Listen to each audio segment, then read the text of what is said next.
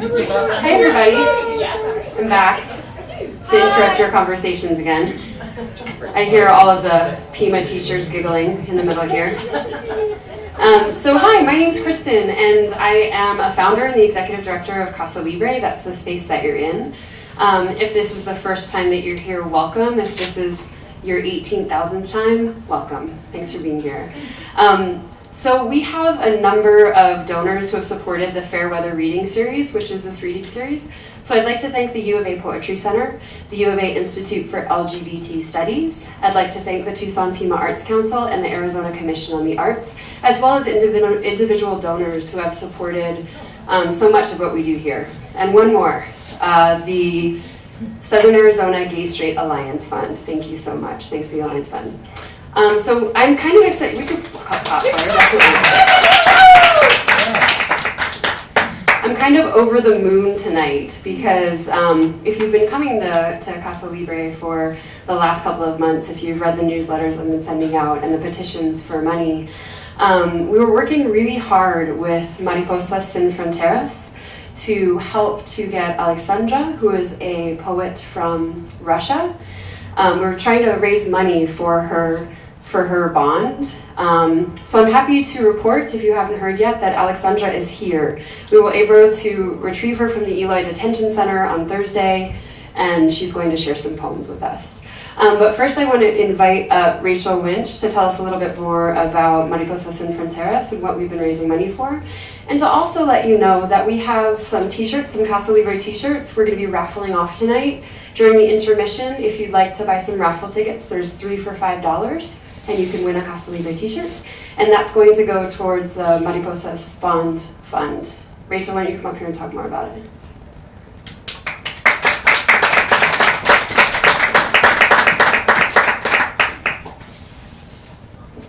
Thank you so much, and thank you for the incredible support. I think it was maybe 6 weeks ago that we had our first meeting with Casa Libre, and immediately felt incredible support from this community to raise $5,000 over the past 6 weeks, so that after 444 days in immigration detention, Aleksandra could be here with us this evening. I met Aleksandra maybe almost a year ago, and one day she had sent this poem that was so, just moved me so much, and I was thinking, we need this to get out, need this voice to be heard outside of the walls of the Eloy Detention Center. And earlier this evening, she sang, I just wish that people might be interested in what I have to say. And I think the fact that people are willing to listen and to not just listen, but to hear and then to respond. We had over 50 people donate to Aleksandra's Bond Fund, which is a testament to this community who's come together and to help to support one another and to support writers. So with deep gratitude for this community and for Aleksandra and her bravery of being willing to come up and share in front of all of you after being out of detention for less than 48 hours. So appreciate your warm support and generosity as she shares with us this evening. So thank you. Oh, and the Bond Fund is supporting the next person who has a bond. We've been running a bond fund for the last 6 years and have bonded out about 20 people during that time. So,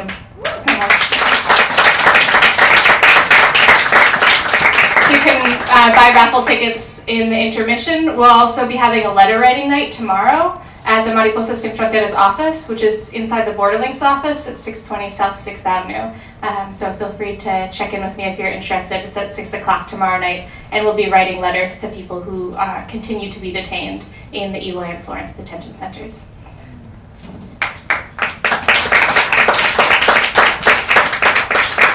Okay, so you want me to lower it a little bit? Frankie says it's a little loud. Hold on 1 second.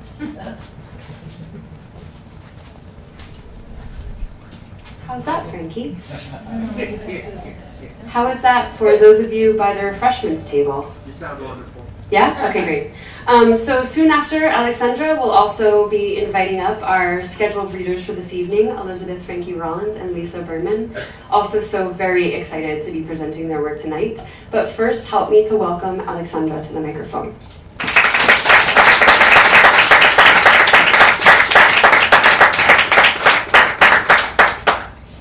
so much.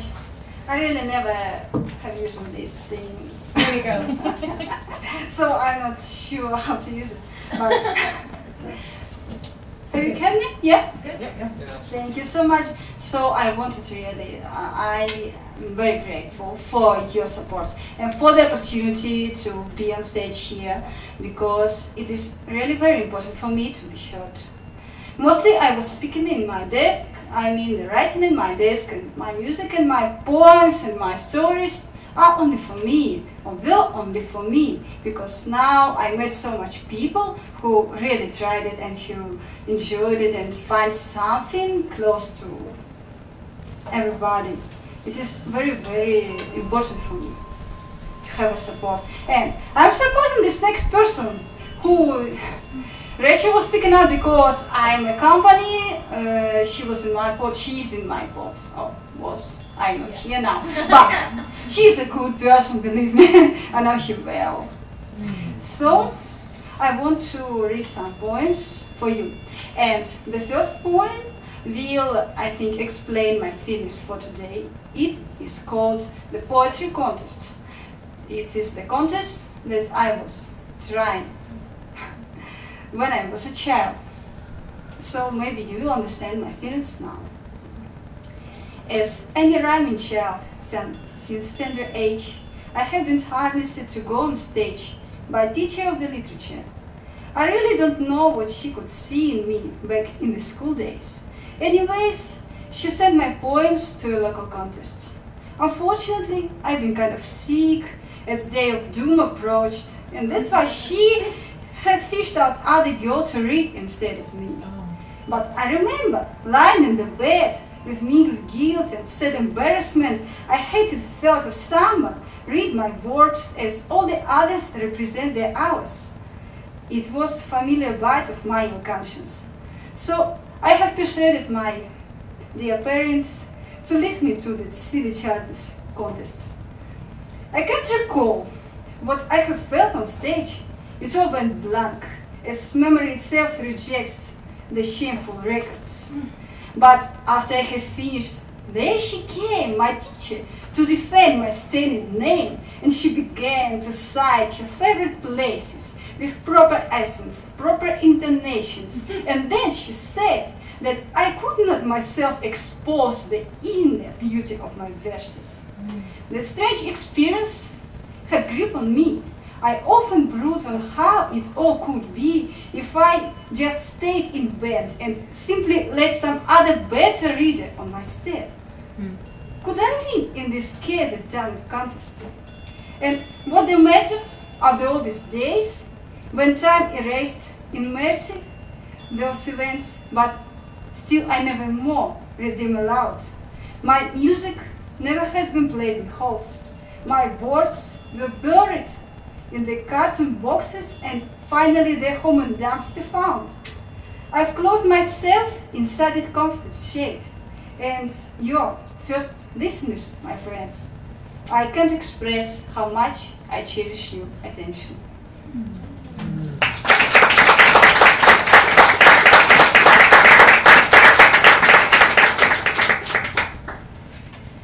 So the next one is a kind of a lyric poem to my old friends and almost a lover. And I need to confess, it is a woman, but it was so long time ago, and I always wanted this poem to read aloud. I mean, and better for her, but she cannot hear me now. Anyway, I translated it from Russian to English, and it is one of the poems that I really wanted to read aloud, because I can hear how it must sound. So please. I'm here again, beside the abandoned house. I'm counting windows, trying to deduct which one of them was blessed by your reflection. Where are the leaves, disturbed by careless steps? Gone on the ground surely as you've gone, belong no more to my forsaken kingdom. I'm here again, beside the abandoned house. I want to say I now believe in chains, and I will kneel before whichever dragon, lucky enough to steal your perfect face.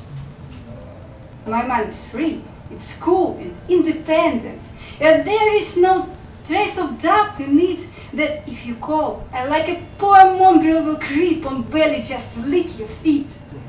I'm here again, beside the abandoned house. The truth is, I won't see the windows lit. So she left Russia before I had the opportunity to speak to her about this. And could we hear some in Russian? Yeah. Oh, you don't know? Maybe I need to introduce myself a little better. And the last poem is about my expectations of future. It is a little sad one, but when you are detained, you cannot really see what is waiting you outside. And I had a lot of doubts, and I had a lot of fears, and I still have them. I cannot say you now that I'm free. Even if the support of so much people, I still cannot be certain what is waiting for me. So this is my poem about how I feel now. Where I'm going will be nobody to take care of me. Where I'm going, I will live in the hotel of 1,000 stars. They all will be mine. Their flight, unstoppable, will be as the notice from heavenly court. They will mark the time of my sentence. Where I am going, I will be alone. I will dwell on proverbial streets and on the proverbial bridges. And I count myself happy enough to remember the meaning of home. I will feed my old poems, to warm my old hands, and my face will be wrinkled and full of contempt, and I will curse the passers-by in all known towns, for they are more lucky than me in the hotel of migrant stars.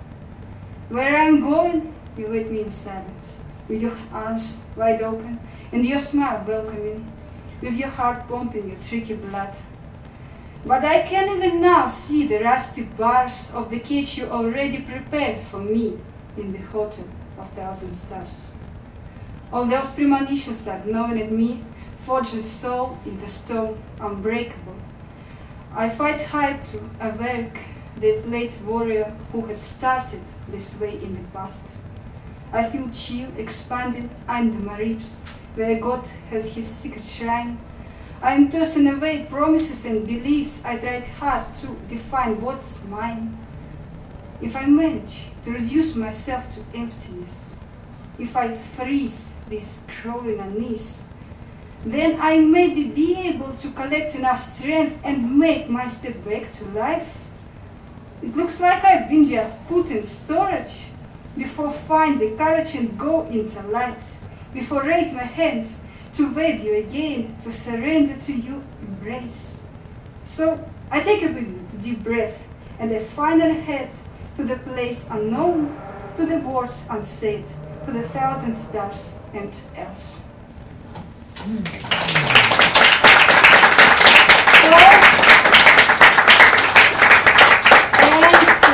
I wanted to share with you a little piece of my music, the composition that was recorded without, unfortunately, any decent equipment. And so, could I use the help of the owner, please? It is rather short, and I hope that you will enjoy it, especially this evening when the sun set. I believe it will be rather atmospheric theme. Thanks you. It is called Reflections. Yeah.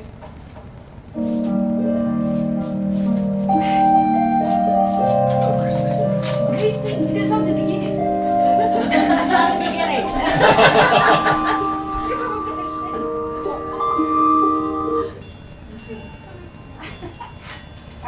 I'm sorry. It's okay. She's sorry. I'm sorry. I'm silent. Just imagine, please, little commentaries if you want. Imagine the stars watching at you. They are always there. Everybody, I think, felt it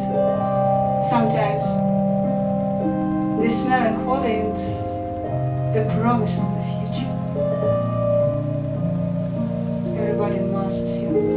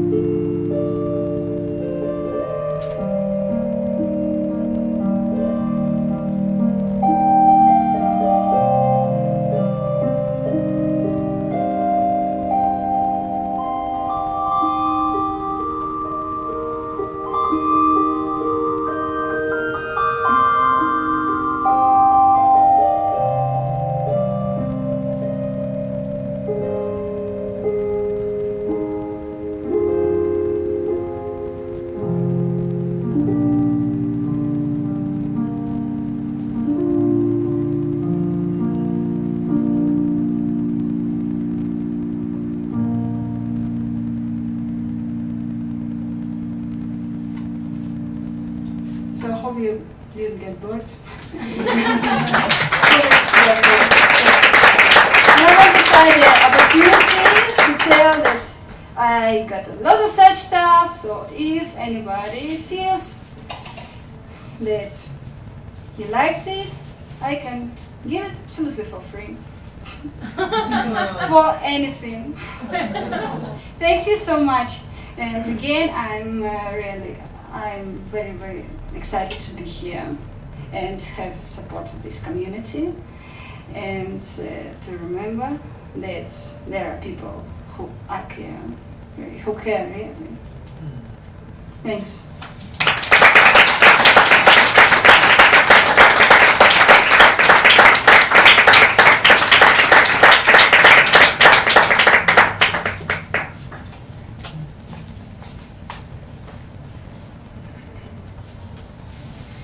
Sorry about my technical difficulties. Thank you so much, Aleksandra. We are so happy that you could be here tonight. Thank you. Maybe we can give her one more round of applause.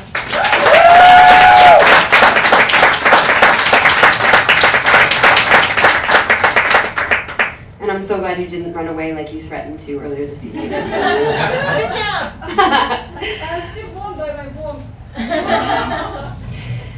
It is now my great honor to introduce again at Casa Libre, Elizabeth Frankie Rollins.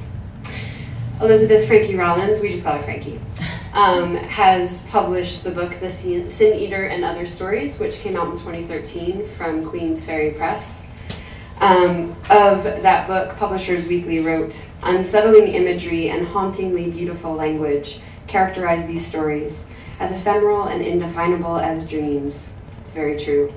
She's also been published in the Fairy Tale Review, Sonora Review, Drunken Boat, and many other places.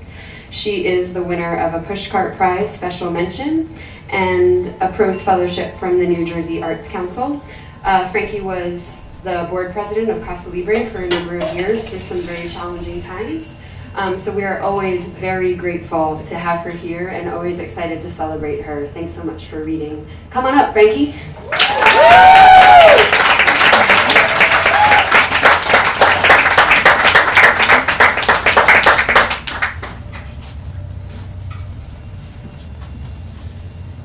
Well, as Aleksandra said, everyone must feel it. Everyone must feel it. Everyone must feel it. Wasn't that beautiful? Man. Thanks for coming out and reading to us.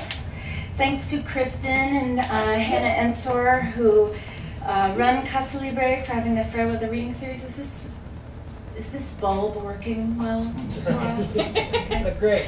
And to Lisa Birman, who came all the way from Boulder, Colorado, to read to us tonight. Welcome, welcome, and all of you people. It's such a joy to see your faces.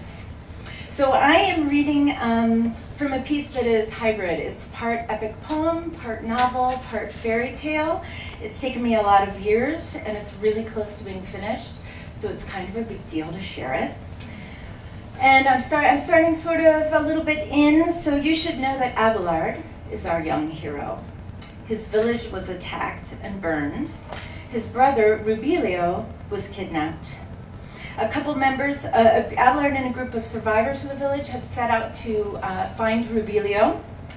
A couple members of the group, which Abelard thinks is random, turn out to be people sent to watch over his family because his father is heir to the king, and he's been kept hidden and safe from a cruel relative in the Eastern Kingdom. And Rubilio and Abelard are grandsons of the king, which Abelard did not know. Abelard just found this out when one of his friends tells him he must continue the journey alone into the underworld. You know how that is. We've all been there. Where the underworld monks are holding his brother. His friend sends him on his way, saying, "Beware the second rapids." So, the underworld. "Hello?" he asks the shadowed tunnel. It was always going to be this way. How could a beautiful thing like love for a family bring you to a tunnel of spiny brambles? He walked forward into the sharp dark. Abelard remembered the village in chaos, buildings burning, people running, packing wagons, a dead woman, someone he'd seen before at the creek lying on the ground. Abelard was running too, his chest heaving, having come from their bright, burning jewel of a house into the village for help. At first, Abelard and Rubilio tried to find a way into the burning house, screaming, "Mother!" Eastern soldiers galloped in and snatched up Rubilio right in front of Abelard's eyes. He'd hidden then and watched his house burn. In the village, he didn't know what to do.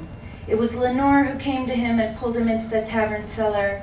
There were Pinsel and Itril. Helan and Wirren soon came after. But now he was alone again. In his room, Rubilio feels murky-minded. His thoughts lose structure, porous. They slide in and out of each other. Abelard felt his family as a mirage, a good idea at once, a moment, a desire, nothing more tangible, nothing that would necessarily make it sensible to be in a tunnel of thorns. The thorns were thick, they caught at his clothes, bit at his skin. He carried a bag with some food, with enough water for a day or so, but the thorn tunnel seemed longer than that. The floor became sandy. Sun through the thorns cast shadows, antlers, branches, claws. The tunnel reflected with flooded light. Abelard smelled water. He stepped out into the light. There was a cove. Abelard stood near the water, breathing deeply. He remembered swimming with Rubilio in the pond, the yellow scum of pollen, the throaty frogs. His father once taught them how to tie ropes, how to make a rope from a vine. Abelard walked the long point of the cove where there was a woods, trying to remember. They built a fort in the woods. Rubilio was the one who understood space, building, the impact of one thing on another. Abelard tore vines from a tree, tore the leaves from a vine, and began wrapping pieces of wood together. How long would a raft need to be how long would a raft need to be to ride it? How sturdy did it need to be? Abelard remembered a time when he'd gotten in trouble. What had he done to make his mother so angry? He remembered her anger with horror. His hands stopped their work. The heat of the fire was too much. They couldn't.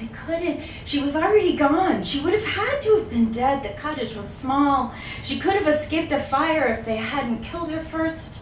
He could not think of her. He could have no heart. He must have no heart. He was angry to be alone.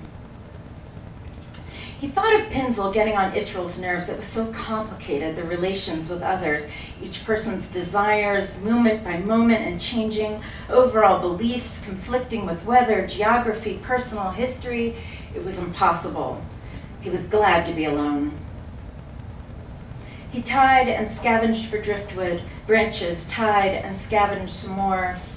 Darkness fell on him as he puzzled the wood together. He found a broad piece for a paddle. He'd used the wood he could find for a raft so there could be no fire. Abelard pulled his cloak tight. In the morning, he could see his raft clearly. It looked terrible. He tested it. It was tighter than it looked. He put it in the water and it floated. It took water and it floated. Sun glinted on the water and he paddled and his boat circled in the water and still his spirits rose. By turns, he passed woods, occasional fields, and a small rapid. He bounced from rock to rock. His raft cracked against rocks, and his shins scraped, and then he made it through. He paddled, spinning. He wished he was with Rubilio. Rubilio would know what to do. He heard the second rapids, and he knew. His heart beat with dread. His heart beat with the unknown. Helen's warning was not sufficient for this rapids. The raft hit a rock and flipped immediately. Abelard banged along, dragged under, rose for a breath, gasped. He was dragged under again. Sorry, so sorry to be there. Why was he there? He would die? He would die. He was dying. He would die? A wave washed him down into the current. He was breathing water. He would die. It was darker than dark, and he felt pressure on all sides of himself. He opened his mouth to scream, and he was already on shore. He was wet, out of breath, spitting river, but alive, on shore, the underworld. Did Iron Wiley already know he was here? Why did Helen think Rubilio was in the underworld? Did the Eastern King run the underworld? Abelard felt sharply how naive he'd been, a simple village boy, a happy village boy. The monk's fingers dug into his brain. 2 red branches spread from the corner of Rubilio's mouth. Rubilio's heart was racing. He saw Abelard again and again. He turned Abelard into a basket their mother kept her knitting in. There was the basket. There was the yarn. There was the basket. There was the yarn. Abelard must not panic. The color was off. It was as if everything was 1 degree removed from the sun. It was not in light, but not removed from light. Silver rather than yellow. Marching along, Abelard tried to control his thoughts. He thought of his horse. No, he wouldn't think of the horse. That kind of sorry remembering would only open the heart. Abelard must have no heart. He must not panic. He panicked. He had reached the end of instructions. He must not panic. He panicked. He began to run at a trail that looked like an animal trail. He ran up it thinking, I am an animal, at least I am an animal. Nothing made sense, and he ran nowhere. He ran from his grandfather, the king, from his father, the son of a king, from the underworld monks who had killed their daughters. The journey was lost. The horse was dead. Mother was dead. Father was dead. Rubilio would die. Abelard ran and ran from the specters in his mind until he was out of breath and slowed to a walk. Abelard stepped over the fallen branches and logs, crunching down into the slimy, pulpy leaf mold. He would not let the desperate panic thoughts. He would not. He kept moving and held his mind still and dim. He looked up and noticed the arrow, then, poised on the bow and held by Boy. Without a word, the boy stepped from behind the tree, his arrow trained on Abelard. Abelard raised his hand as if to offer something, but the bow let a zing, and an arrow whistled past Abelard's ear. Go away, the boy said. He was filthy. His hair was matted in dark clumps. I never miss and thus I mean to. I gave you a chance, go. The boy was skinny, dirty, only about 11 or 12. His fingernails were bitten and bloody. Carefully, Abelard sat down on a hump of roots. Abelard told him, I mean no harm. I'm lost. I'm trying to find my brother. The boy stared, his eyes filled with rage. Get out! Abruptly, his eyes rolled back and he fell, the arrow falling from his hands, writhing violently. He was unconscious and shaking. Abelard went to him, saw a knot of cloth tied around the boy's neck, and put it between the boy's teeth. It was some time before the boy woke. He sprang to his feet, pulling a knife from his belt. Abelard sat silently staring up at him. if I was going to hurt you, he said, I would have done it.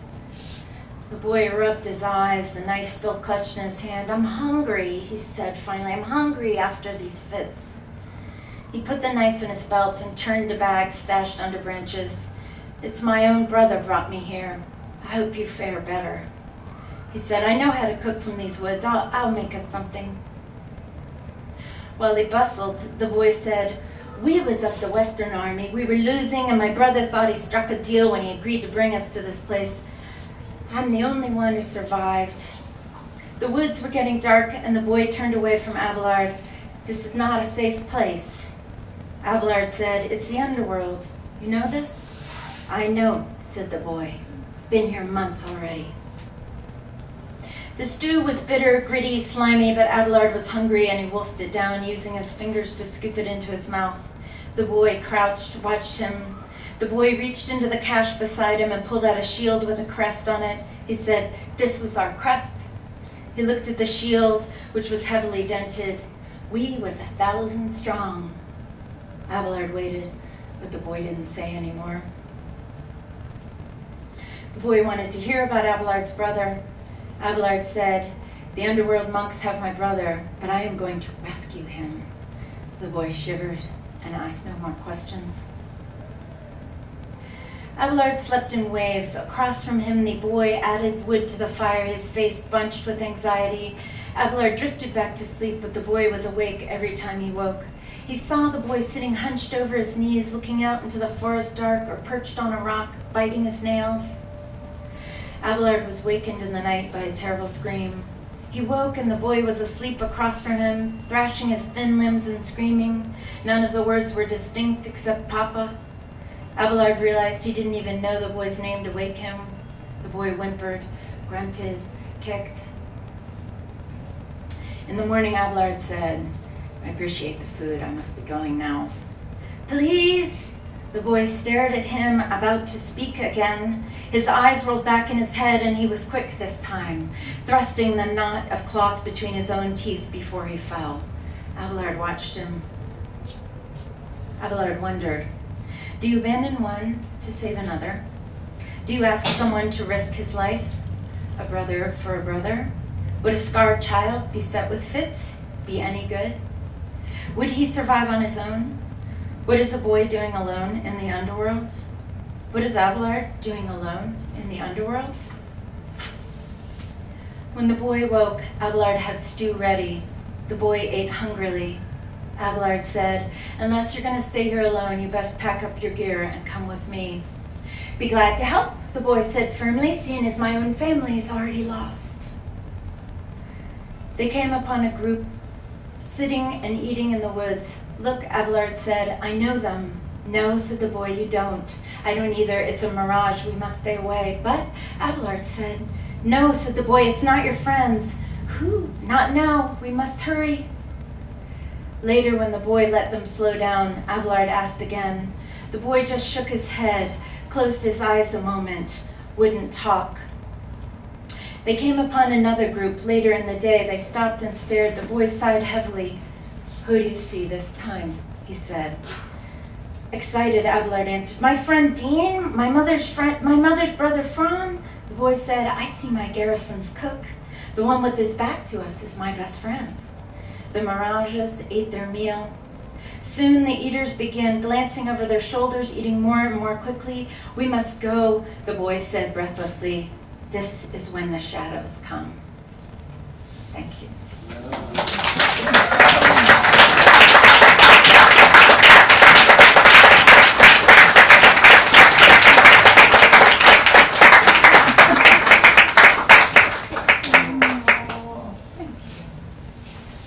Who else can't wait for that book to be published? I got to read the whole thing. You guys should be jealous.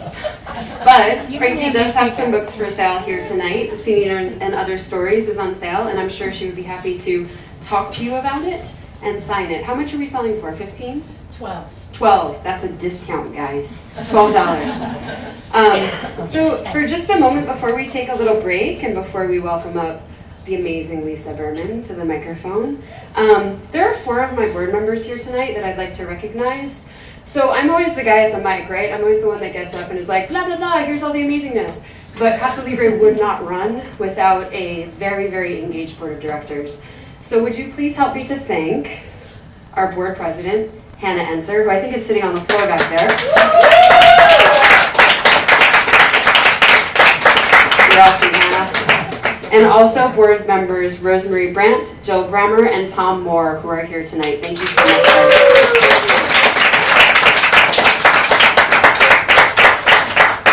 So let's take 10 minutes. There's the restroom to your right. There's refreshments on the table, and we'll be back with Lisa Birman in just about 10 minutes.